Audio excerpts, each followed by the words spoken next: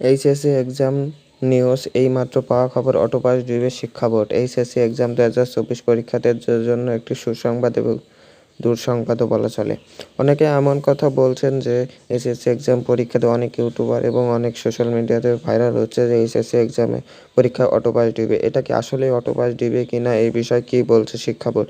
তো অটোপাস আপনাদের দিবে না। অটোপাসটি হচ্ছে আপনাদের কথা বলছিল আগেকারের পুরনো দীপুমণি যেটা বলছিল সেটা হচ্ছে অটোপাস দেওয়ার কথা আপনাদের, কিন্তু কোনোভাবেই দিতে নারাজ নফেল।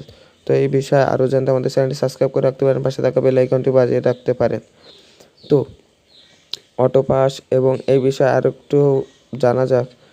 আবারও পরীক্ষা অনুষ্ঠিত, আবার 10 তারিখ পর্যন্ত পরীক্ষা স্থগিত করা হয়েছে, কিন্তু 11 তারিখ থেকে পরীক্ষা আবারও শুরু হবে। কিন্তু 11 আগস্ট থেকে পরীক্ষা কি আবারও শুরু হতে পারে?